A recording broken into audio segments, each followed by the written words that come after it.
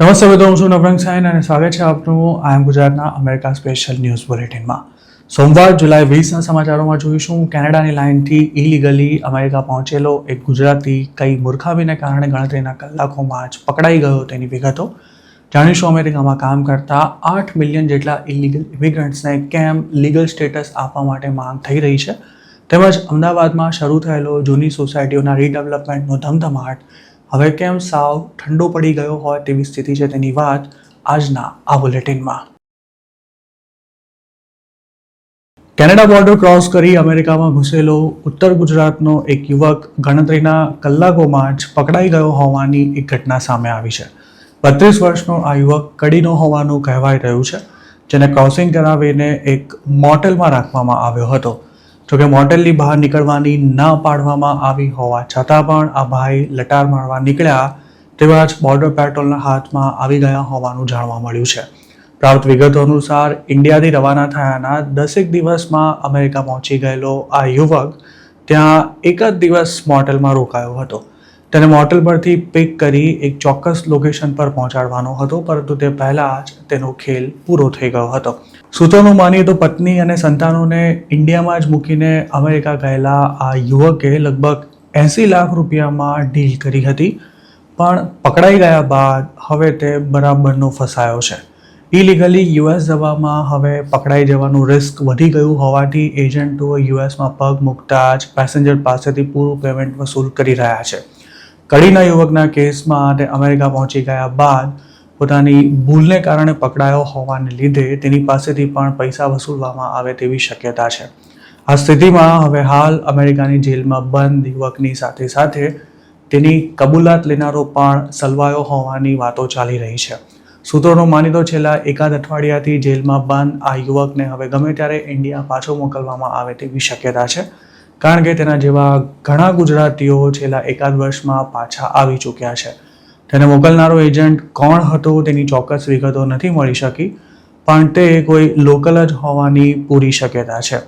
કડીનો એક પાંચેલો એજન્ટ હાલ પણ કેનેડાવાળી લાઇન પર ખાસો એક્ટિવ છે અને તેના પેસેન્જરોનું યુએસ જવાનું ચાલુ જ છે. બજારમાં હાલ જૂના ખેલાડી ભલે ઇનએક્ટિવ થઈ ગયા હોય, પણ નવા ખેલાડીઓ અને અમુક જૂના જોગી હજુ પણ એક્ટિવ હોવાનું કહેવાઈ રહ્યું છે. કેનેડા બોર્ડર ક્રોસ કરનારા મોટાભાગના લોકોને ન્યુયોર્ક સ્ટેટમાં બોર્ડર એરિયામાં આવેલી મોટેલ્સમાં રાખવામાં આવતા હોય છે અને પેમેન્ટ પૂરું થયા બાદ તેમને આગળ જ્યાં જવાનું હોય ત્યાં બાય રોડ મોકલી દેવાય છે. પેસેન્જરને અમેરિકાના ગમે તે સ્ટેટ્સમાં પહોંચાડવાના કામમાં પણ અમેરિકામાં રહેતા અમુક ગુજરાતીઓ, પંજાબીઓ અને હરિયાણાના લોકો એક્ટિવ છે. અગાઉ ઇન્ડિયાથી કેનેડા જતી ડાયરેક્ટ ફ્લાઇટ્સમાં જ આવા પેસેન્જર્સને બેસાડી દેવામાં આવતા હતા, પણ હવે તેમને દુબઈ સહિતના અલગ અલગ લોકેશન્સ પર પહોંચાડ્યા બાદ કેનેડા સુધી મોકલવામાં આવે છે, જેમાં 2-3 મહિનાથી લઈને 10-15 દિવસ જેટલો સમય થઈ શકે છે. કેનેડાના વિઝા આસાનીથી ન મળતા હોવાથી છેડછાડ કરાયેલા પાસપોર્ટ ઉપરાંત અન્ય તરકીબો દ્વારા પણ પેસેન્જર્સનું પુશિંગ કરવું પડે છે, જેમાં વધારે સમય લાગી જાય છે. અગાઉ એવી પણ માહિતી બહાર આવી હતી કે કેનેડાના ફેક PR કાર્ડ બનાવી લોકોને મેક્સિકો પહોંચાડ્યા બાદ કેનેડા મોકલવામાં આવતા હતા. જોકે હાલ આ ગેમ ચાલુ છે કે નહીં તેની કોઈ ચોક્કસ વિગતો ઉપલબ્ધ નથી.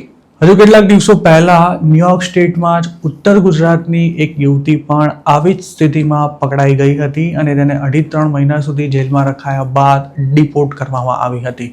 લગ્ન કરવા માટે અમેરિકા ગયેલી આ 23 વર્ષની યુવતીને તેનો ફિયાન્સ જ ન્યુયોર્કની એક મોટેલમાં પિક કરવા માટે પહોંચ્યો હતો. જોકે તેને પહોંચવામાં થોડું મોડું થઈ જતાં તેની રાહ જોઈને ઊભી રહેલી આ યુવતી બોર્ડર પેટ્રોલ કે પછી લોકલ પોલીસના હાથમાં આવી ગઈ હતી. સૂત્રોનું માની તો કેનેડાથી બોર્ડર ક્રોસિંગ કરીને આવતા લોકોના મોબાઈલ નંબર ટ્રેસ થતા હોવાથી તેમના પકડાવાના ચાન્સ વધી જાય છે. આ ઉપરાંત નાઇટ વિઝન કેમેરા અને ચહેરો ઓળખાઈ જાય તેવી ટેકનોલોજીથી પણ કેનેડાથી ઇલીગલી યુએસ આવેલા ઇમિગ્રન્ટને અમેરિકામાં ગમે ત્યાંથી ગમે ત્યારે પકડી શકાય છે. છેલ્લા 1.5 મહિનાથી અમેરિકામાં ઇમિગ્રેશન એન્ફોર્સમેન્ટ ખૂબ જ આક્રમક બની ગયું છે અને રોજે રોજ પકડાતા ઇલીગલ એલિયન્સની સંખ્યામાં પણ અચાનક જ મોટો ઉછાળો આવ્યો છે. જે લોકો બોર્ડર પર નથી પકડાયા તેમણે ભલે અમેરિકામાં ઘૂસ્યા બાદ જોબ શરૂ કરી દીધી હોય, પણ હવે તેમનો પણ ગમે ત્યારે નંબર લાગી શકે છે. આ જ કારણોથી અમેરિકામાં પોતાના બિઝનેસ ધરાવતા ગુજરાતીઓએ ઇન્ડિયાથી લોકોને ઇલીગલી બોલાવવાનું લગભગ બંધ કરી દીધું છે, કારણ કે પૈસાની જવાબદારી તેમને લેવાની હોય છે અને જો પોતાનો માણસ પકડાઈ જાય તો તેને બોલાવવાનો તમામ ખર્ચો માથે પડી શકે છે.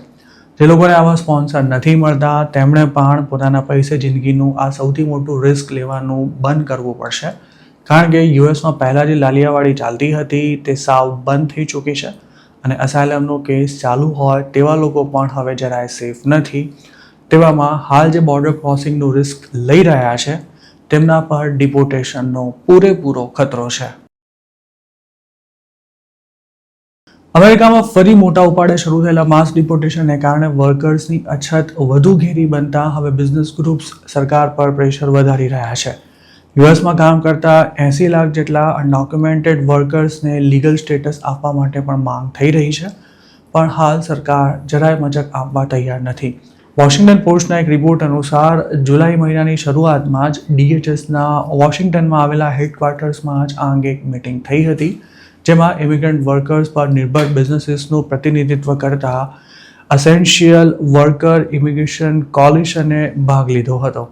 ડોનાલ્ડ ટ્રમ્પે બીજી વાર સત્તા સંભાળી ત્યારબાદ પહેલીવાર આવી કોઈ મિટિંગ થઈ છે, જેમાં DHSના સેક્રેટરીને બાદ કરતા આઈસ અને CBPના ઓફિસર્સ હાજર રહ્યા હતા.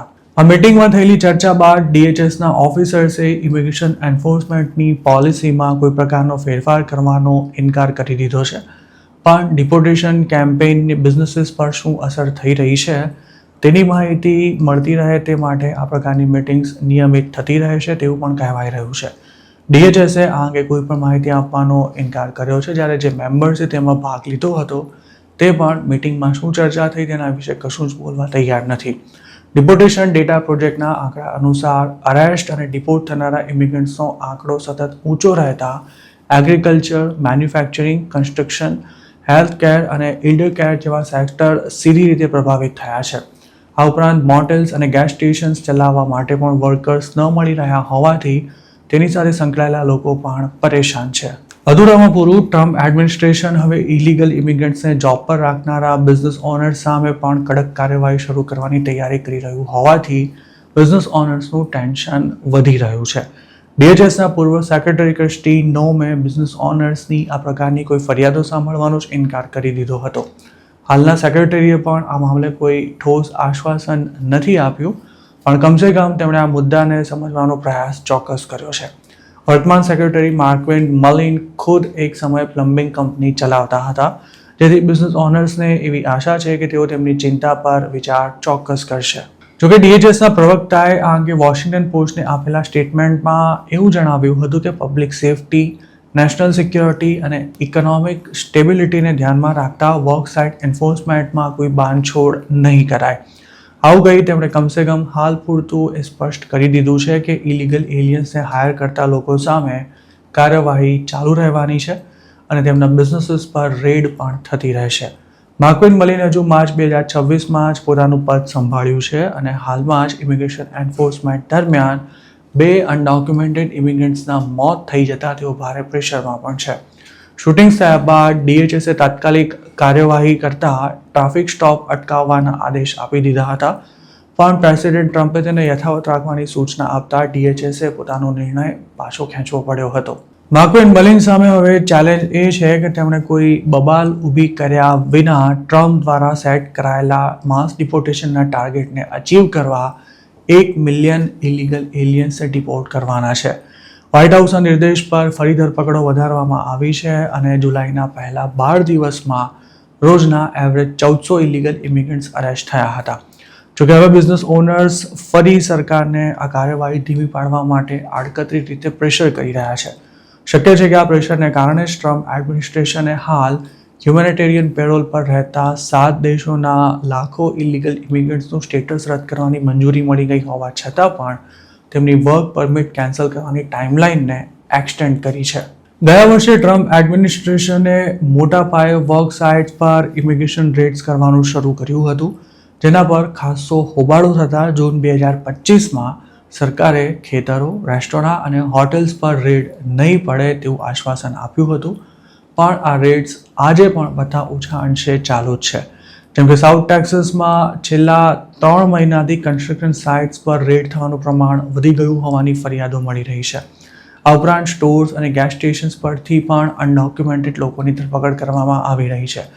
પોતાનો ટાર્ગેટ પૂરો કરવા માટે એજન્ટ્સ ઇમિગ્રન્ટ્સની વધારે વસ્તી હોય ત્યાંથી અને ટ્રાફિક સ્ટોપ્સ દ્વારા પણ લોકોને પકડી જ રહ્યા છે, જેથી બિઝનેસ પર રેડ ન પડે તો પણ આઈસની કાર્યવાહીથી ઇમિગ્રન્ટ્સની વર્કફોર્સમાં ચોક્કસ ઘટાડો થઈ રહ્યો છે. અમેરિકાના બિઝનેસ ઓનર્સ ક્રિમિનલ એલિયન્સને ડિપોર્ટ કરવાની તરફેણમાં છે, પણ તેમની એવી પણ દલીલ છે કે જેમણે કોઈ ક્રાઇમ નથી કર્યો તેવા 8 મિલિયન અનડોક્યુમેન્ટેડ ઇમિગ્રન્ટ્સને કોઈ પ્રકારે લીગલ સ્ટેટસ આપવું જોઈએ, જેથી તેઓ ડિપોર્ટેશનના ડર વિના અમેરિકામાં રહી શકે અને કામ પણ કરી શકે. જોકે ટ્રમ્પ સરકાર આવી કોઈ જાહેરાત કરે તેવી શક્યતા હાલની સ્થિતિમાં સાવ ઝીરો લાગી રહી છે. ઉલટાનું સ્ટેટસ વિના રહેતા લોકો માટે હવે તો વર્ક પરમિટ મેળવવાનું તેમજ તેને રિન્યૂ કરાવવાનું પણ ખૂબ જ મુશ્કેલ બનાવી દેવાયું છે. અમદાવાદમાં નવા મકાનોની ડિમાન્ડ તળિયે પહોંચતા રીડેવલપમેન્ટના પ્રોજેક્ટ્સ પણ ટલ્લે ચડી ગયા છે. શહેરમાં 30 વર્ષથી પણ વધુ જૂની હોય તેવી સોસાયટીઓની સંખ્યા ખૂબ જ મોટી છે. તેવામાં હવે જેમના રીડેવલપમેન્ટના કામ ચાલી રહ્યા છે તેમાંના અમુક પ્રોજેક્ટ્સ ઠપ થઈ ગયા હોય તેવી સ્થિતિ છે. જો સોસાયટી રીડેવલપમેન્ટમાં જાય તો મેમ્બર્સને મોટા મકાન, સારી એમ્યુનિટીઝ અને નવું બાંધકામ મળતું હોય છે. પણ હાલની સ્થિતિમાં જેમની સોસાયટીઓ રીડેવલપમેન્ટમાં ગઈ છે તેમાં રહેતા અમુક પરિવારો ભાડાના મકાનમાં ઘણા લાંબા સમયથી અટવાયા છે, કારણ કે તેમનો પ્રોજેક્ટ ખોરંભે ચડી ગયો છે, જ્યારે કેટલાક કેસમાં કામકાજ હજુ પણ ચાલુ જ નથી થઈ શક્યું. અમારા સાદી અખબાર ટાઈમ્સ ઓફ ઇન્ડિયાના એક રિપોર્ટ અનુસાર હાઉસિંગની ડિમાન્ડ નબળી પડી હોવાથી રીડેવલપમેન્ટનો ધમધમાટ પણ ઠંડો પડી ગયો છે. કન્સ્ટ્રક્શન કોસ્ટમાં થયેલા વધારા ઉપરાંત સોસાયટીના મેમ્બર્સ સાથે અમુક મુદ્દા પર સહમતિ ન સધાતા બિલ્ડર્સ રીડેવલપમેન્ટમાં હાથ નાખવાનું ટાળી રહ્યા છે. પરિમલ ગાર્ડન પાસે આવેલી 2 સોસાયટીઓમાં પણ કંઈક આવું જ થયું છે. તેના રીડેવલપમેન્ટની વાતો છેલ્લા 3 વર્ષથી ચાલી રહી છે, પણ અમુક મેમ્બર્સ તેની સાથે સહમત ન હોવાથી હજુ સુધી તેના MOU સાઇન નથી થઈ શક્યા. આવી એક સોસાયટીના chairman Rajkumar Bhagde Times of India સાથે વાત કરતા જણાવ્યું હતું કે બિલ્ડરે રીડેવલપમેન્ટનું કામકાજ જલ્દી શરૂ થશે તેવું આશ્વાસન આપતા ઘણા મેમ્બર્સ પોતાના ઘર ખાલી કરી ભાડાના મકાનમાં રહેવા ચાલી ગયા હતા. બિલ્ડરે 1 વર્ષ સુધી તેમનું ભાડું પણ ચૂકવ્યું હતું, પરંતુ કેટલાક મેમ્બર્સે રીડેવલપમેન્ટનો વિરોધ કરતા બિલ્ડરે પ્રોજેક્ટ જ પડતો મૂક્યો હતો. હવે એવી સ્થિતિ છે કે સોસાયટી ખાલી થઈ ગઈ છે, પણ રીડેવલપમેન્ટનું કામકાજ અટકી પડ્યું છે અને લોકો પોતાના ખિસ્સામાંથી ભાડું ચૂકવી રહ્યા છે. આ સોસાયટીઓ હાલ બીજા એક બિલ્ડર સાથે ડીલ કરી રહી છે, પરંતુ તેની ડિમાન્ડ છે કે જ્યાં સુધી દરેક મેમ્બર સાઇન નહીં કરે અને પ્રોજેક્ટનું રેરામાં રજિસ્ટ્રેશન નહીં થાય ત્યાં સુધી પોતે ભાડું ચૂકવવાનું શરૂ નહીં કરે. તો બીજી તરફ બિલ્ડર્સનું એવું કહેવું છે કે આવી સાવધાની રાખવી હવે જરૂરી બની ગઈ છે. Urban redevelopment housing society welfare એસોસિએશનના પ્રેસિડેન્ટ જીતેન્દ્ર શાહના જણાવ્યા અનુસાર હાલની માર્કેટ કન્ડિશનમાં રીડેવલપમેન્ટની પ્રોસેસ પણ ધીમી પડી ગઈ છે. તેમણે એમ પણ કહ્યું હતું કે 20 સોસાયટીએ 1 વર્ષ પહેલાં રીડેવલપમેન્ટ માટે MOU સાઇન કરી દીધા હોવા છતાં પણ હજુ સુધી કન્સ્ટ્રક્શન શરૂ નથી થઈ શક્યું. જીતેન્દ્ર શાહનું એવું પણ કહેવું હતું કે બજારમાં ડિમાન્ડ ન હોવાથી કેટલાક બિલ્ડર્સ માટે સોસાયટીના મેમ્બર્સને ભાડું ચૂકવવું મુશ્કેલ થઈ રહ્યું છે. કેટલાક કિસ્સામાં અપાર્ટમેન્ટ્સ વેચાઈ ન રહ્યા હોવાથી બિલ્ડર્સ ભીંસમાં આવી ગયા છે.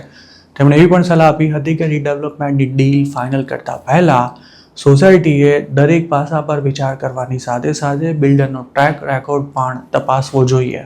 અમદાવાદમાં હાલ 500 જેટલી સોસાયટીઓ રીડેવલપમેન્ટના અલગ અલગ ફેઝમાં છે, જેમાં કેટલાક પ્રોજેક્ટ્સ પૂરા થઈ ચૂક્યા છે, અમુક હાલ અંડર કન્સ્ટ્રક્શન છે કે પછી તેમનું પેપર વર્ક પૂરું થઈ ગયું છે. આ ઉપરાંત 400 જેટલી સોસાયટીઓ હાલ રીડેવલપમેન્ટ માટે બિલ્ડર સાથે ચર્ચા વિચારણા કરી રહી છે. ડેવલપર્સનું આ અંગે એવું કહેવું છે કે મકાનો વેચાઈ ન રહ્યા હોવાથી આર્થિક ભીંસ અનુભવાઈ રહી છે. એક અંદાજ અનુસાર નવા પ્રોજેક્ટ્સમાં 20% મકાનો વેચાયા વિનાના પડ્યા છે, જેના કારણે કેશ ફ્લો ઘટી જતા બિલ્ડરો માટે ભાડું ચૂકવવાની સાથે કન્સ્ટ્રક્શનનો ખર્ચો કાઢવો પણ મુશ્કેલ બન્યું છે. કાર્તિક સોની નામના એક બિલ્ડરે આ અંગે ટાઈમ્સ ઓફ ઇન્ડિયા સાથે વાત કરતા જણાવ્યું હતું કે રીડેવલપમેન્ટનું ગણિત હવે બદલાઈ ગયું છે. કન્સ્ટ્રક્શન કોસ્ટમાં તીવ્ર વધારો થયો છે, જેને લીધે જે પ્રોજેક્ટ્સ થોડા વર્ષ પહેલાં નફાકારક હતા તેમનું હવે ફરી અસેસમેન્ટ કરવું પડે તેવી સ્થિતિ છે. તેવામાં જો સોસાયટી આખરી નિર્ણય લેવામાં મોડું કરે તો રાહ જોવાને બદલે બિલ્ડર બીજા પ્રોજેક્ટ્સ શોધવાનું શરૂ કરી દે છે. અમદાવાદમાં જેમ રીડેવલપમેન્ટના પ્રોજેક્ટ્સ ટલ્લે ચડ્યા છે તેવી જ રીતે નવા પ્રોજેક્ટ્સનું લોન્ચિંગ પણ તળિયે પહોંચી ગયું છે. અમદાવાદ મિરરના એક રિપોર્ટ અનુસાર તૈયાર થઈ ગયેલા પ્રોજેક્ટ્સમાં જ ઘણા મકાનો વેચાયા વિનાના પડી રહ્યા હોવાથી નવા પ્રોજેક્ટ્સ શરૂ કરવાને બદલે બિલ્ડર્સ તૈયાર માલ વેચવા પર વધુ ધ્યાન આપી રહ્યા છે. આ જ કારણોસર આ વર્ષે રથયાત્રા પર કોઈ ખાસ નવા પ્રોજેક્ટ્સ લોન્ચ નથી થયા. પ્રોપર્ટી એક્સપર્ટ્સ તો એવું પણ માની રહ્યા છે કે કોવિડ બાદ 2026માં પહેલીવાર પ્રોજેક્ટ્સ લોન્ચ થવાનું પ્રમાણ આ હદે નીચું રહ્યું છે. મોટાભાગના બિલ્ડર્સ હાલ સ્કીમ પૂરી કરવાની સાથે બનીને તૈયાર હોય તેવા મકાનો વેચવા પ્રયાસ કરી રહ્યા છે, ત્યારે બાકીના માર્કેટ સેન્ટિમેન્ટ સુધરે નહીં ત્યાં સુધી રાહ જોવા માંગે છે. બિલ્ડરોને એવી આશા છે કે નવરાત્રી અને દિવાળીની સિઝન સુધીમાં સ્થિતિમાં સુધારો જોવા મળી શકે છે. તો મિત્રો, આ હતા અમેરિકાના આજના મુખ્ય સમાચાર. આપને જો અમારી રજૂઆત પસંદ આવી હોય તો આ વિડીયોને લાઇક અને શેર કરવાનું તેમજ આઈ એમ ગુજરાતની યુટ્યુબ ચેનલને સબસ્ક્રાઇબ કરવાનું ભૂલશો નહીં, કારણ કે અમારા આ ચેનલ પર આપને મળશે અમેરિકામાં રહેતા ગુજરાતીઓ માટેના તમામ મહત્વના સમાચાર, અને તે પણ આપની પોતાની ભાષામાં. આપ જો મારી સાથે કોઈ ટિપ શેર કરવા માંગતા હો તો હાલ સ્ક્રીન પર દેખાઈ રહેલા વોટ્સએપ નંબર પર પણ અમારો સંપર્ક કરી શકો છો. આપની ઓળખ ગુપ્ત રાખવામાં આવશે.